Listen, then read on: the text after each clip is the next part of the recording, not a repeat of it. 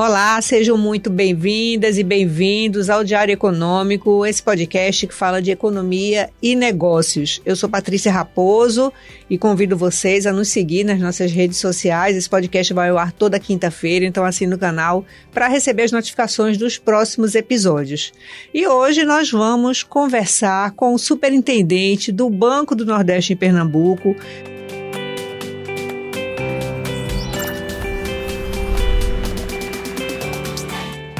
Pedro Hermílio Freitas, que está aqui comigo no estúdio e vai fazer uma explanação, vai nos mostrar como o Banco do Nordeste tem ajudado a desenvolver a economia regional. Pedro, seja muito bem-vindo.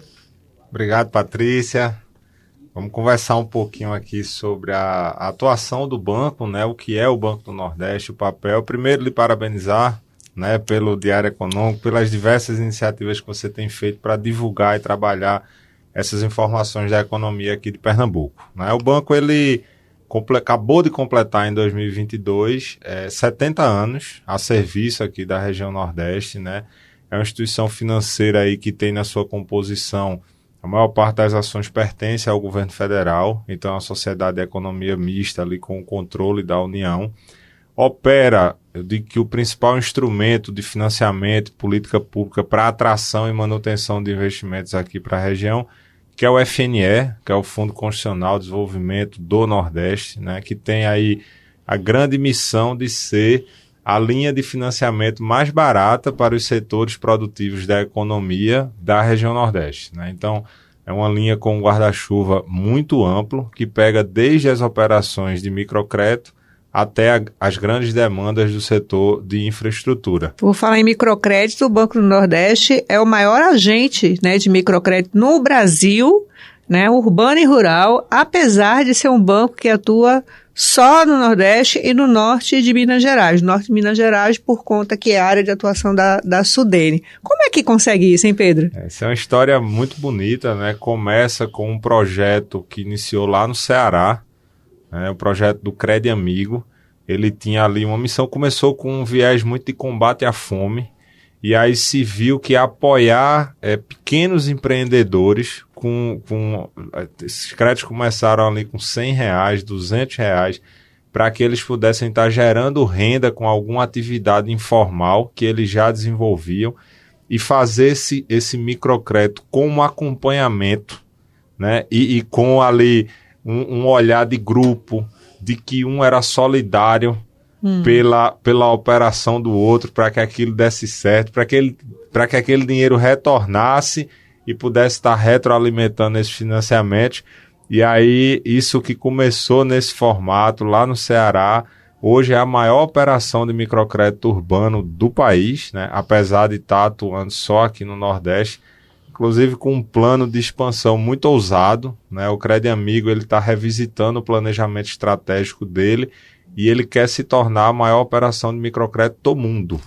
É mesmo, mas qual é a faixa de crédito? Qual é a faixa de financiamento? Eles têm um teto pela legislação, né, de microcrédito produtivo orientado. A operação máxima é de R$21 mil, mas eles têm um ticket médio ali na faixa de R$5 mil, mas para você ter ideia, só em Pernambuco a gente já se aproxima ali de 800, 900 milhões de reais realizados em um ano. Em um ano? Em um ano. Então, quando você divide o total pelo ticket médio, você tem noção da quantidade de pessoas que são atendidas por esse programa. E aí você tem um contexto muito importante, porque além do acesso ao crédito, esse microempreendedor ele passa a ter uma orientação do agente de crédito que acompanha, né? Qual é a importância da gestão do caixa, mesmo sendo um negócio sutil, pequeno, qual é a importância da adimplência, de ganhar ali a confiança dos fornecedores, de buscar alternativas, de desenvolver às vezes sua marca, fazer um atendimento com o Sebrae, com outras instituições que também estão cuidando desse empreendedor, para que aquele negócio se desenvolva, né? E o índice de sucesso, vocês conseguem avaliar isso? Esse é um principal ponto, né? O sucesso do Crédito Amigo, ele é muito mais fruto da adimplência do programa do que do volume que ele conseguiu atingir, né? Esse volume que a gente atinge não é repasse de governo para botar dinheiro no microcrédito. Ele é trabalhado com o caixa do Banco do Nordeste, então ele é um dinheiro caro porque está atrelado ali, o banco não pode ter índices altos de inadimplência desse dinheiro, porque senão você desmantela todo o programa. Então hoje a gente tem metas de manter a carteira com adimplência superior a 95%. Né? Então, veja que é emprestar muito dinheiro para muita gente com um rigoroso acompanhamento para que os negócios se desenvolvam, esse dinheiro gire e você consiga atrair novos clientes. Retroalimenta todo o projeto, né? O sistema. Mais de 60% dos clientes são mulheres, né? Então, ele traz também um viés muito forte ali de empoderamento feminino, de você criar uma renda alternativa extra para a família do negócio principal, né? Então, é um programa que cumpre um papel econômico e social muito importante, não só no estado, né, mas na região. E hoje o microcrédito ele lidera aonde? Na zona rural, na zona urbana? Na zona urbana tem mais gente, né? Mas como é que funciona? Qual é a divisão que a gente faz? A gente tem o Crédito Amigo, que vai atender os microempreendedores do setor urbano. Esse programa deu tão certo que a gente criou o irmão dele, que é o Agro Amigo, que é o programa de microcrédito que vai atender a microfinança rural, né? Através do Programa Nacional de Agricultura Familiar, os pequenos agricultores familiares são atendidos pelo Agro Amigo. Qual é a lógica disso? É dar o mesmo suporte e o mesmo acompanhamento que a gente deu ao empreendedor da cidade lá no campo. Sim. E aí, para isso, a gente tem diversas parcerias na contratação de técnicos com formação nessa área agrícola, com moto disponível e com a tecnologia na mão para poder visitar o homem do campo, fazer o crédito lá na comunidade e levar a esse agricultor a informação que muitas vezes ele não tinha acesso. Né? Qual é, às vezes, uma variedade melhor, uma genética melhor, um manejo melhor, você poder colocar energia solar em pequenas propriedades e passar a armazenar determinada produção, você poder financiar conectividade nos pequenos imóveis rurais e ter acesso ali a informações técnicas ou de educação para a família. Então, são dois programas que se complementam muito bem e que cumprem um importante papel. Não é só o dinheiro, né? Então tem todo um aprendizado também aí do negócio, da agricultura. Agora, qualquer pessoa pode ter acesso, ou tem algum pré-requisito? Alguém que nunca teve um negócio, ela pode começar a ter esse negócio através do banco? Pode. No Crédito Amigo, o requisito é a atividade econômica. Ele não é um crédito de consumo, né? Então, eu preciso de um recurso para pagar meu cartão de crédito. Isso é um crédito de consumo. Não vai ser. Mas eu preciso de um recurso porque eu quero passar a comercializar um perfume, uma lingerie, produzir alguma sobremesa em casa, prestar um serviço, qualquer atividade econômica, e aí não precisa ter o CNPJ formalizado. Você pode ter no seu CPF e trabalhar um crédito que apoie o desenvolvimento dessa atividade. No meio rural, você tem que ter o atesto lá através da declaração de aptidão ao PRONAF, que é a DAP, que é emitida pelo IPA, pelos sindicatos rurais, algumas secretarias municipais. Você tendo esse documento oficial, que é um agricultor familiar, você já está apto ali a acessar os financiamentos do Agro Amigo. No Banco Rural, no meio rural, você ainda consegue ter um documento ali que ateste, né? Mas no urbano, a pessoa não tem ainda... A visita, ela tem que ter uma instalação física? Não. Muitas vezes atividades que você desenvolve em casa... Como vocês controlam isso? É o acompanhamento do assessor de crédito. Ele vai lá ver se o negócio está funcionando. Ele conhece os clientes dele, ele tem a carteira para acompanhar, ele acompanha os vencimentos, as renovações desse crédito, a importância de pagar em dia para ter acesso a um novo crédito, a lógica de que você começa com um financiamento menor e vai aumentando esse ticket. Então, assim, você desperta toda uma cadeia de interesses comuns. É importante para mim receber em dia e é importante para você pagar em dia porque você vai ter acesso a mais crédito. Né? Agora, então, você falou em 800 milhões de reais só em Pernambuco, né? Então são milhares de pessoas. Para acompanhar essas milhares de pessoas, quantas pessoas você tem? A equipe hoje do Crédito Amigo em Pernambuco, ela é maior do que a quantidade de funcionários que o Banco do Nordeste tem. Né? São contratados da Camed Microcrédito, que é uma subsidiária do Banco do Nordeste. A gente tem 3 coordenações regionais. Tem o Alan lá em Petrolina, o Herbert em Caruaru e a Elza aqui no Recife. E eles fazem esses controles dessas gerências de todos os assessores que estão em campo. Quando você vê alguém com a camisa laranja lá, Camed Microcrédito, Crédito Amigo, você já sabe que esse assessor está visitando alguém e tal. E aí eles estão nos mercados municipais, nas feiras livres, visitando as comunidades. É um trabalho muito forte de campo. Muito interessante. Agora, vamos falar um pouquinho do FNE, né? E como tem sido, como o FNE ele tem contribuído, né, de outra forma para esse desenvolvimento regional, para gerar renda, né, empregos aqui na região. O FNE ele cumpre um papel muito estratégico, porque, como eu citei no início da entrevista, esse mesmo recurso ele atende esse pequeno agricultor familiar, mas também atende as micro e pequenas empresas, também atende as médias empresas que são importantes na geração de emprego. Ele também atende o setor de infraestrutura, então transformou a matriz energética da região Nordeste e tem contribuído para transformar a matriz energética do país. É um recurso que tem ajudado o setor de saneamento, que é um setor fundamental e tem enorme ligação, por exemplo, com o turismo, com a saúde que a gente presta, né? Então, assim, é um recurso que ele tem uma atuação muito ampla. Aqui em Pernambuco, por exemplo, ele está muito presente no Vale do São Francisco, na fruticultura, ele está muito presente na avicultura, ele está muito presente nesse movimento de melhoria do rebanho pecuário para atender a nova planta lá da Master Boi em Canhotinho. Ele está muito presente no setor sucroalcooleiro. Então, e na atração de indústrias aqui para a região também, desses grandes investimentos, ele também está entrando? Ele acaba sendo um diferencial para as empresas que já estão atuando aqui e querem se manter e ampliar sua atividade, mas também para atrair novos negócios.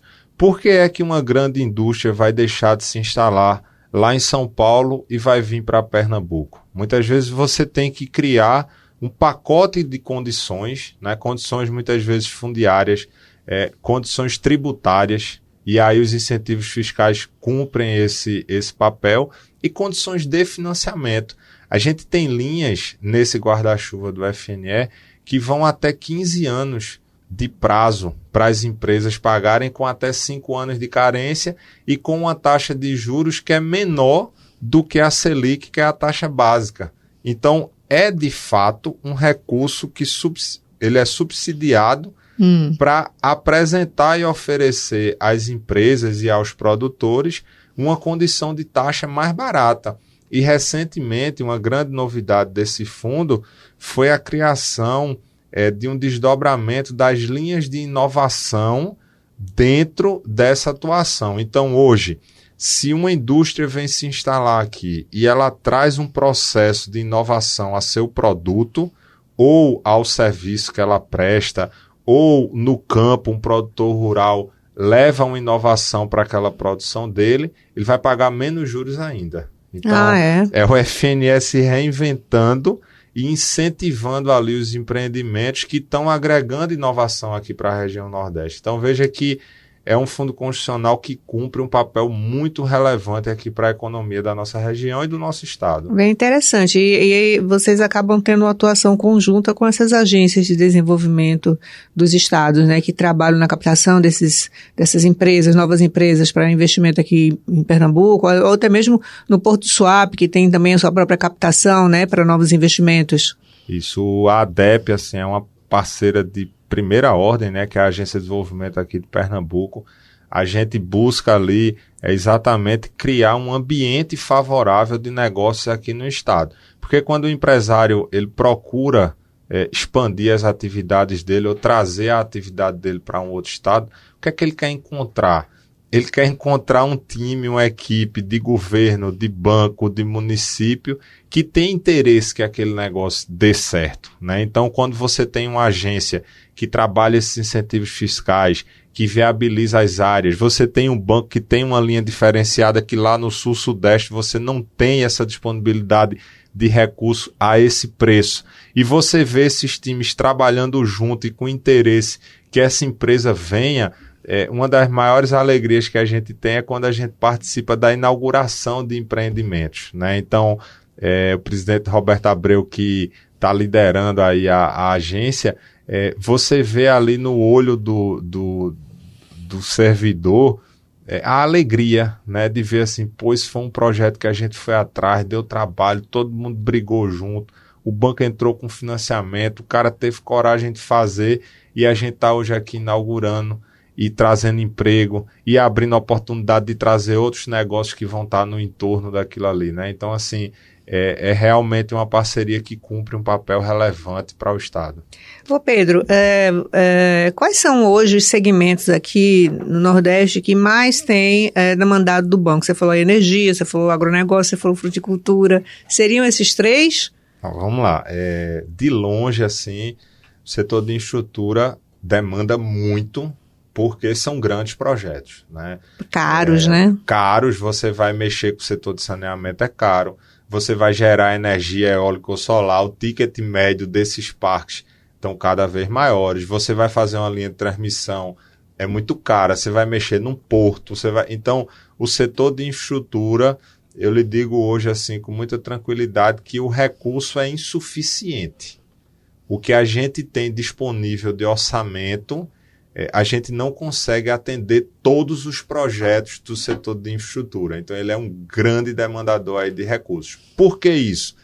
Porque uma das premissas do Fundo Constitucional é que mais da metade do dinheiro tem que ir para os produtores e as empresas de menor porte. Então, não pode vir grandes empresas levar o dinheiro inteiro e o cara que tem a padaria lá em Sertânia querer trocar o forno dele e não conseguir.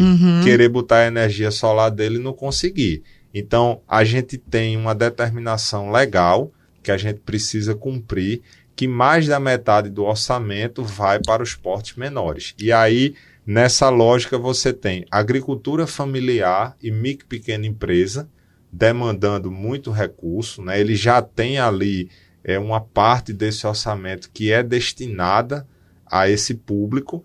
E especificamente aqui em Pernambuco, setor sucroalcooleiro, avicultura, fruticultura, pecuária e comércio e serviço como um todo. A gente acaba tendo, Patrícia, uma aproximação muito grande do que é a distribuição econômica dos estados. Porque como esse recurso ele é destinado ao setor produtivo, por exemplo, eu não atendo o governo do estado diretamente, eu não atendo uma prefeitura diretamente. Eu atendo um empresário, eu atendo um produtor rural. Então, o recurso acaba indo para aquelas atividades econômicas que têm maior impacto na economia e na vida aqui do estado. E você falou aí no agronegócio, né? Tem essa planta da Master Boi aqui em Canhotinho, que já vem modificando ali a realidade da agropecuária, né? Um levantamento que eu tive recentemente, fiz recentemente junto ao banco e junto a outros bancos também, mostrou que houve um grande crescimento aí na busca por crédito para comprar terra, para incrementar esse rebanho. Só que esse é um setor que ele mexe com muita coisa, né? Não é só terra, não é só rebanho, você tem inseminação artificial, né? Você tem uma série de coisas. Como é que você está vendo essa movimentação? Como é que o banco acompanha isso? Primeiro, deixar aqui todo o reconhecimento ao trabalho do Nelson e do Miguel Zaidan lá à frente da Master Boi, né? Eles foram decisivos aí nessa decisão e na coragem de partir na frente e colocar o empreendimento para funcionar. Esse empreendimento ele tem um impacto direto em Alagoas, Pernambuco, Paraíba e Rio Grande do Norte, que é o raio ali que é viável para eles estar recebendo esses rebanhos. Esse é um movimento que não vai parar agora, né? Porque a gente vai começar a enfrentar um problema que é o seguinte: você não vai ter terra suficiente e a terra acaba ficando muito cara. Então, os produtores vão ser forçados a investir em genética melhor para ter uma melhor produtividade ali daquele rebanho e vão ser forçados a investir num manejo diferente. Então hoje o cara que tem 500 hectares e consegue botar 500 cabeças ali porque cria pasto solto, ele vai ter que começar a pensar como é que ele faz um semi-confinamento ou um confinamento e com esses mesmos 500 hectares que ele tem, ele consegue trabalhar um rebanho muito maior.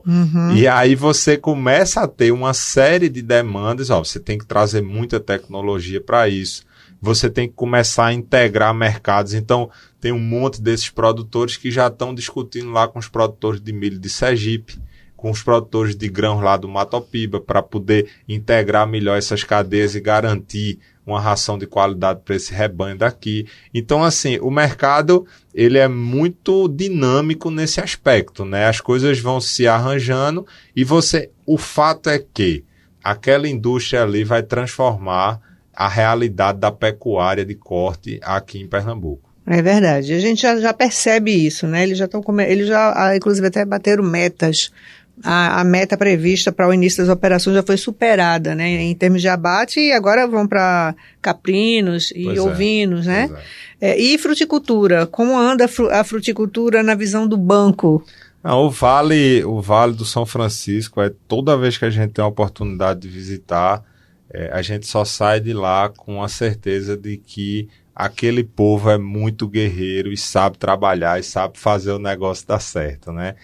Você pega uma região semiárida de um sertão de um estado e aí você consegue unir o que de mais a planta precisa para fazer a entrega de um bom fruto, que é você ter sol e você ter água na medida certa, né? Então, recentemente eles têm avançado na distribuição dos lotes do Pontal Sul, que é um novo distrito irrigado lá da região, e aí gera uma tendência de aumento dessa área produtiva. Já se discute, por exemplo, um movimento que eles chamam de plastificação da uva.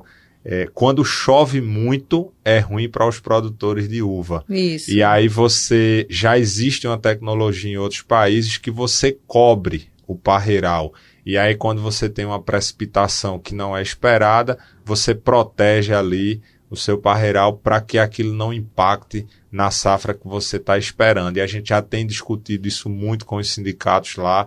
Deixar um abraço aí para o presidente da Abrafrutas, Dr. Guilherme Coelho, que tem feito um trabalho fantástico lá, né? O Vale bateu $1 bi de exportação, $1 bi de exportação de fruta, né? Então, assim, várias empresas multinacionais que trabalham com pesquisa e desenvolvimento, levando centros para a Petrolina, porque você tem indicadores que não são encontrados em nenhum outro lugar do mundo, e eles pesquisam e investem nisso. Então, assim, é um movimento que também só tende a fortalecer ainda mais o que é a economia daquela cidade, daquela região. Então, veja que o Agreste passa por um movimento muito forte, o Sertão passa por um movimento muito forte. Na zona da mata, o setor sucro-alcooleiro faz uma safra muito boa, porque você tem preços que se sustentaram aí no mercado internacional, e você tem uma produtividade bacana por dois motivos. Você teve um ano bom de chuva e você tem as usinas e os grandes fornecedores já investindo também em irrigação, né? Então veja que assim, o campo pernambucano ele tem investido, ele tem se modernizado, e é papel do Banco do Nordeste acompanhar e incentivar e investir nisso. E essas áreas sucro-alcooleiras que não estão em produção estão abrindo espaço para o gado justamente por conta do matadouro, né? Do frigorífico, né? Essa briga aí eu acho que é eterna, né? Porque o ano que a cana é ruim, aí você tem um aumento de pasto. Aí o ano que a cana melhora, aí o cara volta. Mas as usinas hoje tem campo suficiente, e a realidade, Patrícia, que a gente encontra tanto nas usinas quanto nos fornecedores é essa busca do crescimento vertical, né? É produzir mais cana, investindo em variedades melhores e investindo em sistemas de irrigação e estruturas de água que atendam ali esse crescimento. E a geração de energia também, né? Também. Agora, Pedro, aqui nós temos o Porto Digital. Vocês abriram, né, um Um hub. Um hub, né? Como é que chama? Uma incubadora. Né? Como é que tem sido a demanda do Porto Digital por crédito junto ao banco e como tem sido esse desempenho do hub do BNB aqui no Porto Digital? O nosso hub, assim, são 3 hubs que a gente tem no Nordeste, Salvador, Recife e Fortaleza. Os 3 cumprem um papel importante. Lembra que eu comentei agora há pouco que os créditos para a inovação, eles acabam tendo uma taxa de juros mais barata. Então, por exemplo, um dos papéis do hub hoje é indicar se aquele investimento é de fato uma inovação ou não. Então, veja, o nosso hub, ele hoje tem um olhar muito mais de incentivar e acompanhar que os negócios existentes ou os novos negócios tragam esse viés de inovação. Lógico, a gente tem editais que apoiam capital ali de risco, empresas anjo, parcerias com o Porto Digital para investir nisso. A gente tem a linha do FNE para startup. Então, essa é uma frente de atuação que funciona, mas aí tem essa coisa bacana do hub de não esquecer quem já está no mercado, né? Então, assim, é importante esse movimento da criação de empresas com esse viés de tecnologia, de inovação, com essa pegada. Isso é uma tendência no mundo inteiro. E assim, o Porto Digital é o maior ecossistema de inovação que o país tem. E a gente está lá dentro e tem que apoiar isso. Mas, ao mesmo tempo, a gente tem um compromisso com todos os nossos clientes dos setores tradicionais da economia. Então, por exemplo, por que é que eu vou olhar só a startup e eu não vou apoiar a indústria que está comprando um equipamento que vai inovar muito e vai reduzir os custos do seu processo produtivo, né? Então, o hub hoje ele tem que ficar com esse olhar nesse movimento de startup, dessas incubadoras, desse capital de risco. Inclusive, a gente tem buscado uma aproximação muito forte com a Acespro, que é uma associação ligada a essas empresas de tecnologia. Deixar aqui já o agradecimento a toda a abertura que a Softex, a Acespro tem dado o próprio Porto Digital, mas também a gente tem buscado incentivar esses nossos clientes dos setores tradicionais a mostrar a ele que assim, investir em inovação não é criar algo que ninguém nunca imaginou e é uma coisa tão distante. Muitas vezes, o movimento de inovação para aquela realidade pode ser algo simples, mas que vai trazer um ganho fantástico àquela empresa ou àquele produtor rural. Perfeito. Vocês têm um programa que é o ProDT, né? Que ele é um programa voltado a estimular cadeias produtivas, não é isso? Como é que esse programa funciona? Há quanto tempo ele existe, Pedro? O ProDT, ele acompanha aí, são os nossos projetos de desenvolvimento territorial. São mais de 20 anos que o banco atua com esse olhar, né, desde a criação do programa Agentes de Desenvolvimento. E aí já deixo aqui também todo o carinho e o reconhecimento com esse programa. Eu fui agente de desenvolvimento do Banco do Nordeste nos anos ali de 2007, 2008. E assim... O que é o olhar que a nossa área de desenvolvimento territorial procura ter? Vamos lá. A gente responde, Patrícia, por mais cerca ali de 70% do crédito rural de longo prazo que é feito em Pernambuco. Então, a cada R$10 que é emprestado, 7 vem do Banco do Nordeste. E é importante para a gente ter uma sustentabilidade dessas principais cadeias produtivas que estão recebendo esse recurso. Então, vou pegar um exemplo aqui do sertão da ovino-caprinocultura. É importante para aqueles produtores ganharem mercado. Para ele ganhar mercado, ele tem que ter uma certificação, ele tem que ter um abatedouro. Como é que a gente incentiva isso aí adiante? Então, o ProDT, ele cumpre esse papel de reunir os atores que têm o mesmo interesse. Então, os produtores, as secretarias de agricultura, o SEBRAE, o SENAR, a própria ADEP tem um programa voltado para esses arranjos produtivos que são prioritários. Então, assim, o que é que todo mundo aqui quer? Que a ovino-caprinocultura do sertão de Pernambuco avance.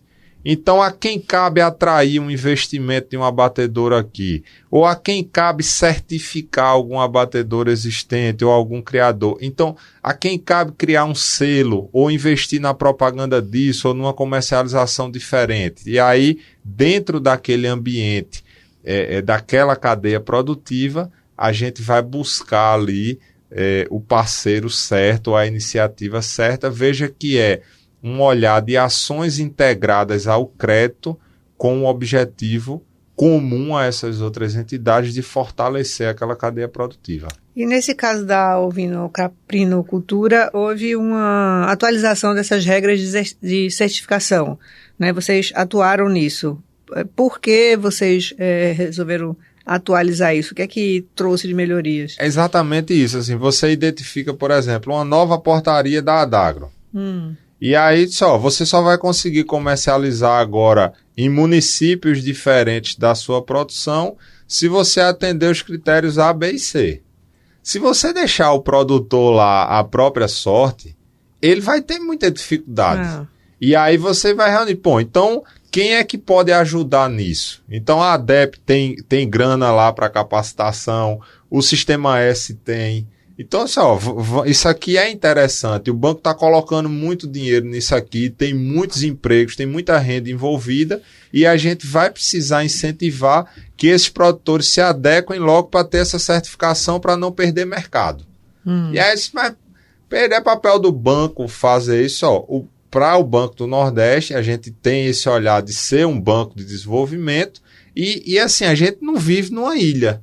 Né? Se o cara que eu estou emprestando o dinheiro sofrer uma modificação na legislação que pode impactar a receita dele e eu posso ajudar com os atores que têm interesse nisso, a ele se adequar logo e não perder mercado, a gente busca cumprir esse papel. Né? Então, a nossa equipe de agentes de desenvolvimento aqui do Estado, que é coordenada aqui pela Célula de Desenvolvimento Territorial na pessoa da Joaísa, ela dorme e acorda pensando nisso. Né? Então, tem uma discussão muito forte em relação ao turismo do litoral norte de Pernambuco.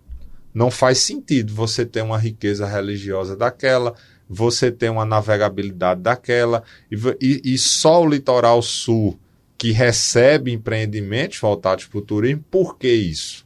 Né? Aí entender essas causas, trazer os atores para a discussão, mostrar que existem linhas de financiamento para atrair esses investimentos. Então, assim, o setor de turismo é um setor estratégico, o setor de saúde é um setor estratégico, o setor sucroalcooleiro, ovinocaprinocultura, e aí a gente acaba se envolvendo com todos esses movimentos. No caso do Litoral Norte, vocês já começaram a receber demandas de empresários interessados em investir na região? A gente tem, eu diria que demandas estruturantes ainda não.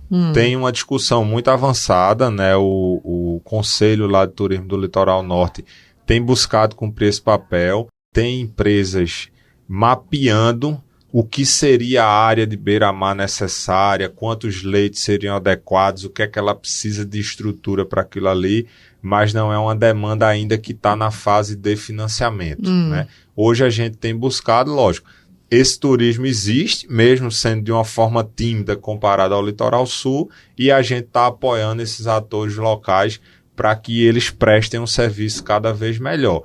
E não pode perder esse olhar de tentar, de fato, trazer algo que mude a cara ali daquela região no olhar do turismo, né? Ô Pedro, a indústria automobilística aqui em Pernambuco tem crescido fortemente, né? Já está praticamente consolidada. Nós temos ali o polo da Stellantis em Goiânia, mas também temos lá a Moura no Agreste, e agora a Yazaki também chegou ali em Bonito, né? Como é que vocês observam essa indústria? Ela demanda muito do banco? Tem espaço para novos negócios? Não, esse movimento lá do polo Jeep, né? Polo Fiat, Jeep, Stellantis, agora que os grupos vão...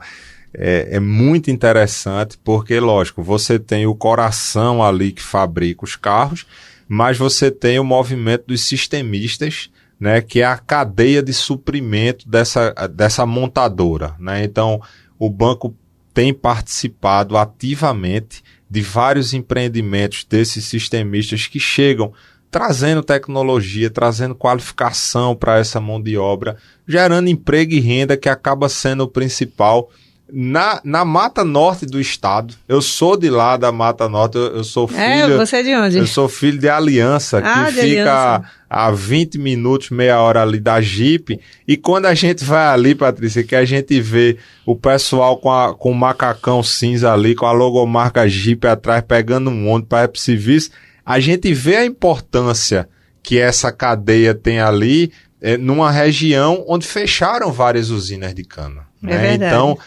aquele polo automotivo, sem falar, lógico, no movimento da Moura, que já existia até bem antes, né, da Jeep via Pernambuco, mas assim, quem não teve a oportunidade ainda de conhecer Belo Jardim, vá lá, né, o banco até colocou uma agência lá, a gente tem uma agência do Banco Nordeste lá em Belo Jardim, mas assim, é uma dinâmica econômica fantástica, porque você tem oferta de emprego, você tem um centro de pesquisa do grupo que funciona e mantém essa mão de obra qualificada lá. Então, o Estado desponta realmente aí com uma cadeia muito interessante, não só no viés da geração de emprego e no volume de imposto que ele gera e de divisa que ele gera para o Estado, mas principalmente assim, na qualificação disso, na integração com o Porto Digital.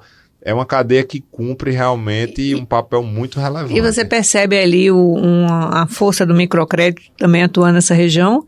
Porque muita coisa começou a girar em torno desse polo, né? O último levantamento que eu fiz tinha até uma briga boa, porque Petrolina tinha passado Recife. O maior município com aplicação de crédito amigo do estado era Petrolina. Mas assim... Como o microcrédito ele é muito pulverizado, ele tem realmente uma distribuição nos 184 municípios. E é uma premissa que a gente briga para manter. Por quê? Veja só, vou falar aqui da minha cidade, quem conhece ali a Mata Norte, mas se eu emprestar 3, 2, 4, 5 mil reais para um pequeno empreendedor ali de Aliança, é muito difícil ele vir gastar esse dinheiro aqui no Recife, né? Então, assim, a mulher que faz bolo, ela vai comprar o material dela ali, ela vai produzir. Então, muito desse volume que é concedido para o microcrédito, ele fica no comércio local. Gira ali, né? Então, ele realmente, assim, é até um desafio aí, você que é estudiosa, a gente depois sentar para discutir um pouco. A gente coloca na rua, na conta desses empreendedores, a gente quer chegar em 2023 a R$1 bi aqui em Pernambuco. Mas qual é o real impacto disso na economia? Qual é o desdobramento desse dinheiro na arrecadação de impostos, na geração de receita ali nesses pequenos municípios? Não diria não só o emprego, mas principalmente a renda. A renda, sim. É um desafio bom aí para você aprofundar. E vocês têm cases, Pedro, do microcrédito que se tornou um grande negócio? Temos. Eu vou compartilhar com você. Eu sei que você tem aí vários seguidores nas diversas plataformas. A gente fez, se não me falha a memória, a 15ª edição do Prêmio BNB de Microcrédito. A gente cria uma banca externa ao banco para ser isenta. Então você pega lá Sebrae, ADEP, você sai montando ali com os parceiros. As agências, as 40 agências do estado, elas mandam os casos interessantes nos setores ali de comércio, serviço, inovação e tal. E essa banca escolhe. E aí todo ano a gente premia, né, esses empreendedores que se destacaram de alguma forma. Às vezes o cara se destacou porque criou um serviço diferente. Às vezes ele se destacou. Eu lembro bem de um caso que durante a pandemia o menino que vendia os caldinhos lá em Boa Viagem era cliente nosso e aí a praia estava fechada. E aí como é que sustenta a família? Ele disse, não, eu vou arrumar um dinheiro aqui, eu vou comprar um carro, vou adequar o meu aqui e tal... E onde tiver gente, eu vou ter que estar vendendo esse caldinho. E aí ele mudou o foco do negócio dele e conseguiu aumentar a renda que ele tinha durante a pandemia.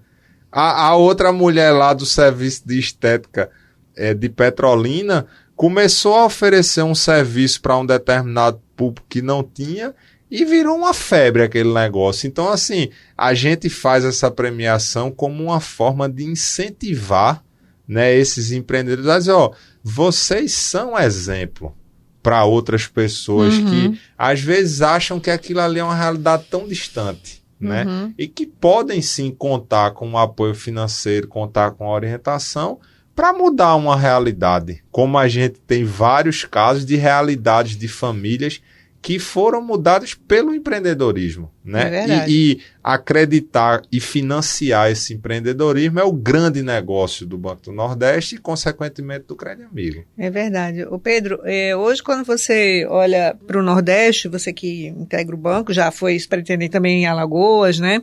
Quando você olha para o Nordeste, existe algum estado que demande mais, que você perceba que está mais pujante? Como é que você tem observado aí a região sobre esse ponto de vista? A Bahia é um caso assim, porque além do tamanho geográfico, né, o estado que tem mais agências do banco, ela tem o estado que tem a maior área territorial e tem o movimento lá do Oeste Baiano com o setor de grãos, que é um negócio absurdo. Que pega a região lá do Maranhão, do Matopiba. Então, assim, ali é um caso que desponta, mas se você for observar, por exemplo, Minas Gerais, o norte de Minas, né, tem demandado muito recurso para geração de energia por conta da disponibilidade ainda de conexão com a linha de transmissão que leva energia para o Sudeste. Então, isso tem sido um diferencial.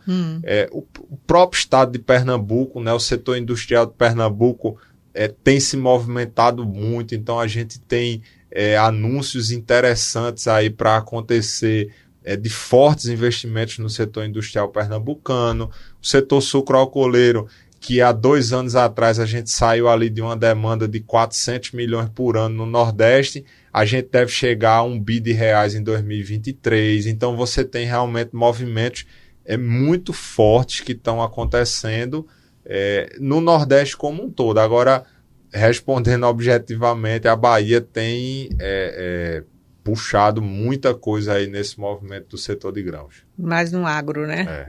Mais no agro. E como é que você vê o Nordeste, Pedro, daqui a 10 anos, diante de tudo isso que está acontecendo? Porque a gente está vendo aí realmente energia crescendo bastante, né? A autossuficiência em energia. E isso é uma coisa muito interessante porque é energia renovável, né? A matriz energética brasileira já é uma matriz predominantemente renovável, porque é hidráulica, mas agora nós temos sol e temos vento, né? E num movimento em que a gente percebe que a indústria automobilística vai deixar de consumir petróleo e vai consumir energia, porque os carros vão ficar elétricos. E aqui nós temos um polo automotivo também. E temos o Grupo Moura que pesquisa essa autonomia dessas baterias elétricas, né? Então, assim, o Nordeste, ele está prestes a dar um salto muito interessante do ponto de vista econômico de autossuficiência na geração de energia, né? Sem contar, Patrícia, assim, todo esse movimento mundial da tentativa de viabilizar o hidrogênio verde. Que aqui já temos alguns investimentos. Tem alguns acordos aí assinados, né? Aqui em Pernambuco e no estado do Ceará. No Ceará também. Então, assim,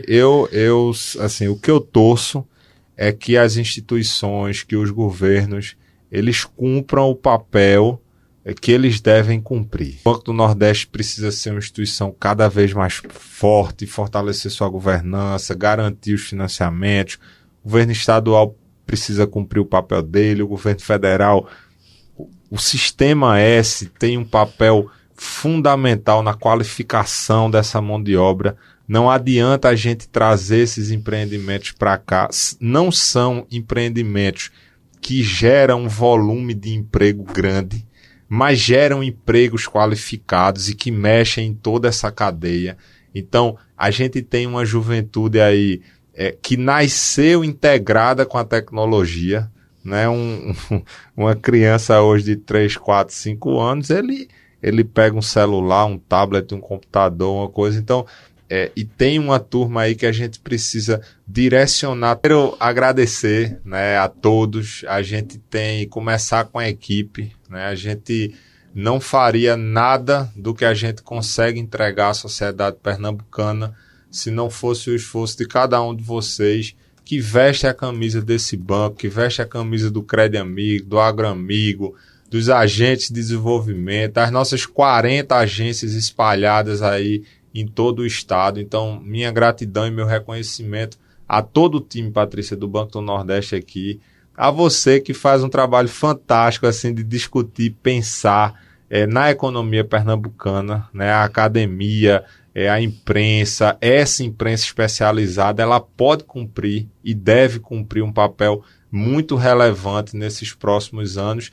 e deixar aqui essa torcida e esse voto de um banco cada vez mais forte, né? Para que a gente consiga a cada ano estar entregando não só um volume de financiamento maior, porque isso é importante, mas entregando um atendimento melhor, um atendimento mais moderno, uma experiência para o nosso cliente cada vez melhor.